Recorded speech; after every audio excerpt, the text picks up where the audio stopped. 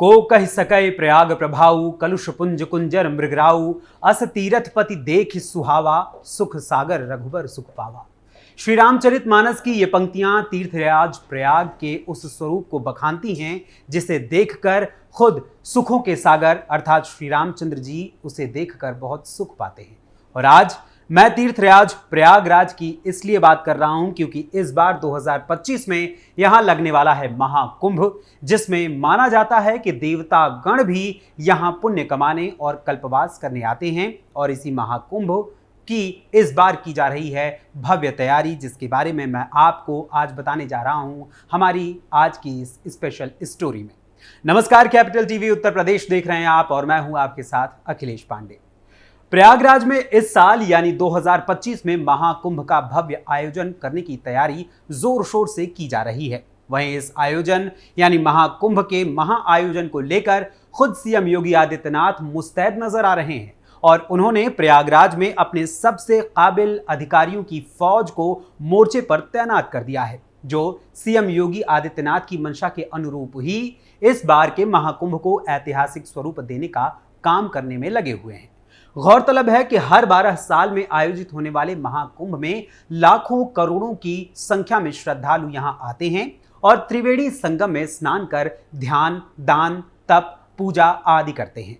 वहीं इस महाकुंभ की तैयारियों के बीच सीएम योगी आदित्यनाथ ने संगम तट की शोभा बढ़ाने और प्रयागराज के कोतवाल माने जाने वाले बड़े हनुमान या लेटे हनुमान जी के मंदिर के जीर्णोद्धार पर विशेष ध्यान देने का निर्देश दिया है। मंदिर के सौंदर्यीकरण के साथ साथ कॉरिडोर का भी निर्माण कार्य यहां तेज गति से आरंभ कर दिया गया है और तीव्रता से उसे बढ़ाया जा रहा है। वहीं सीएम योगी ने हाल ही में खुद मौके पर पहुंचकर यहां चल रहे निर्माण कार्यों का जायजा भी लिया था। खास बात यह है कि सीएम योगी के आने के बाद से महाकुंभ से पूर्व ही यहां श्रद्धालुओं की आमद में कई गुना इजाफा हो गया है, कई गुना बढ़ोतरी हो गई है।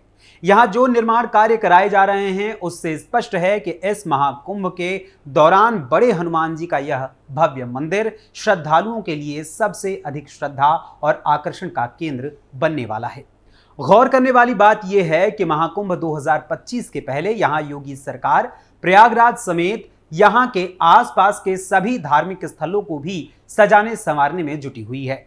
वहीं मुख्यमंत्री योगी आदित्यनाथ के निर्देश पर महाकुंभ 2025 को दिव्य, नव्य और भव्य बनाने के लिए प्रशासनिक टीमें दिन रात इस उद्देश्य की पूर्ति में लगी हुई हैं।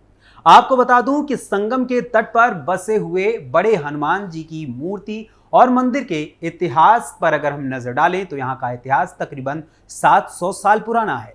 इतने पुराने और ऐतिहासिक महत्व वाले हनुमान मंदिर के बारे में पूर्व की सरकारों ने न तो कभी विचार किया और न ही कभी इसके विकास पर ध्यान दिया। पहली बार सीएम योगी आदित्यनाथ के आदेश और पहल पर इस बार इसे और भी अधिक भव्यता देने की कोशिश की जा रही है और सीएम योगी की ये पहल रंग भी ला रही है। सीएम योगी के प्रयास से मंदिर का सौंदर्यीकरण ऐतिहासिक रूप से किया जा रहा है। प्रयागराज के लेटे हुए या बड़े हनुमान मंदिर के स्वरूप में बदलाव के तहत सबसे पहले मंदिर के गर्भगृह को बड़ा किया जाएगा। इसके साथ ही परिक्रमा पथ, दुकानों, पार्किंग व्यवस्था, प्रवेश द्वार और रैन बसेरों व हवन कुंड आदि का भी निर्माण यहां किया जा रहा है। इस महाकुंभ में आने वाले श्रद्धालुओं को पहली बार संगम स्नान के बाद लेटे हुए बड़े हनुमान जी का यह मंदिर अभूतपूर्व ढंग से अपनी ओर आकर्षित करने के लिए पूरी तरीके से तैयार हो रहा है। प्रयागराज में संगम तट पर बने प्राचीन लेटे हुए बड़े हनुमान जी के मंदिर के सौंदर्यीकरण का काम तय समय सीमा के भीतर समाप्त करने के लिए 24 घंटे काम अनवरत जारी है।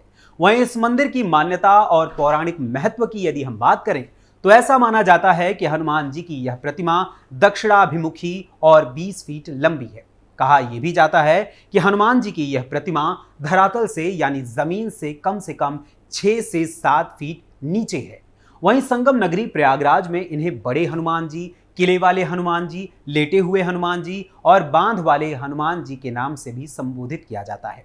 वहीं हनुमान जी की इस प्रतिमा को लेकर यह भी मान्यता है कि इनके बाएं पैर के नीचे कामदा देवी और दाएं पैर के नीचे अहिरावण दबा हुआ है।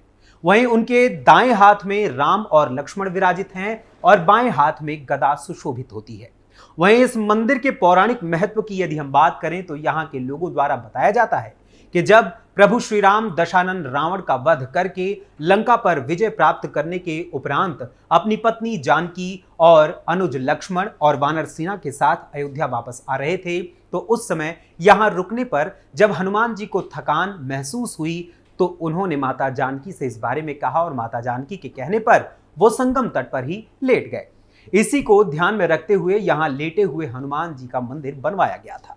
तकरीबन 700 साल पुराने इस मंदिर के इतिहास के विषय में कुछ मीडिया रिपोर्ट्स के अनुसार यह भी बताया जाता है कि यहाँ के लोगों के अनुसार पूर्व काल में कन्नौज के राजा की कोई संतान नहीं थी।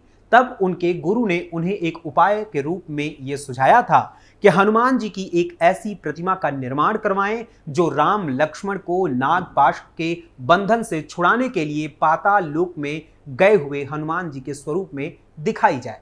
हनुमान जी का यह विग्रह विंध्याचल पर्वत से बनवा कर लाया जाना चाहिए।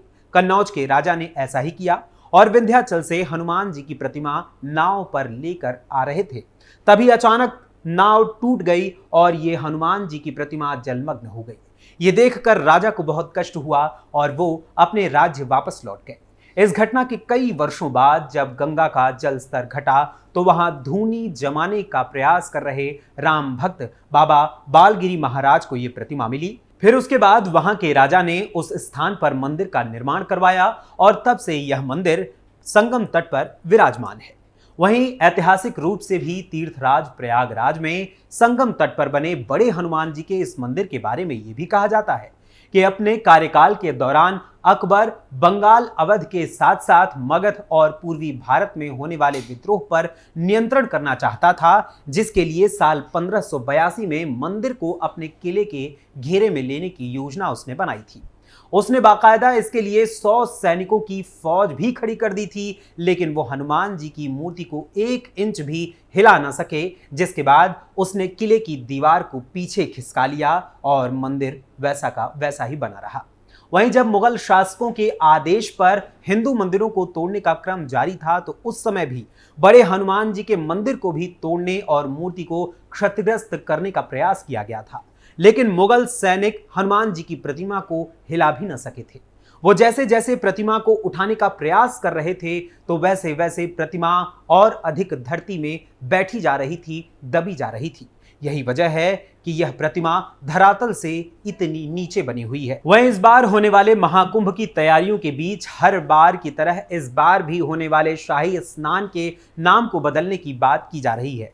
दरअसल अखिल भारतीय अखाड़ा परिषद ने शाही स्नान में उल्लिखित शाही शब्द पर आपत्ति जताई है। परिषद ने इस शब्द को बदलने के साथ साथ नए शब्द का भी सुझाव दिया है और कहा है कि इस बार शाही स्नान की जगह राजसी स्नान शब्द का प्रयोग किया जाए। वहीं इसके अलावा अखाड़ा परिषद की ओर से गैर हिंदू समुदाय की एंट्री पर भी बैन लगाने की यानी रोक लगाने की मांग की गई है। वहीं इस बार होने वाले महाकुंभ की तैयारियों के बीच हर बार होने वाले शाही स्नान के नाम को बदलने की पूरी तैयारी की जा रही है और इस तैयारी में लगातार अखाड़ा परिषद अपनी ओर से अलग अलग तर्क दे रहा है और इसी क्रम में शासन और प्रशासन से भी निवेदन किया गया है कि शाही शब्द को परिवर्तित करके उसके स्थान पर राजसी शब्द का प्रयोग किया जाए और इसे राजसी स्नान के नाम से संबोधित किया जाए। वहीं आपको बता दें कि इस बार लगने वाला महाकुंभ 2025 13 जनवरी 2025 को शुरू होगा और 26 फरवरी 2025 तक इसका आयोजन किया जाता रहेगा।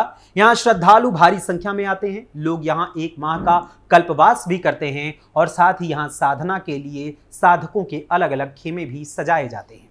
यहाँ किन्नर समुदाय, नागा साधु, ऋषि मुनि और अन्य साधु संतों का जमावड़ा पूरे माह लगा रहता है और जगह जगह पर विभिन्न कथावाचकों के द्वारा भगवत कथा का भी रसपान कराया जाता है। वहीं महाकुंभ के आयोजन में संस्कृति विभाग के संगीत नाटक अकादमी समेत अन्य सभी संस्थानों की ओर से भी विभिन्न कलाकारों की मनमोहक प्रस्तुतियों के लिए भी उन्हें मंच दिया जाता है और पूरे आयोजन के दौरान हंसी खुशी का माहौल देखा जाता है और भक्तिपूर्ण माहौल में सभी भक्त आनंद लेते हैं। वहीं इस बार लगने वाले महाकुंभ के लिए सुरक्षा के पुख्ता इंतजाम भी किए गए हैं।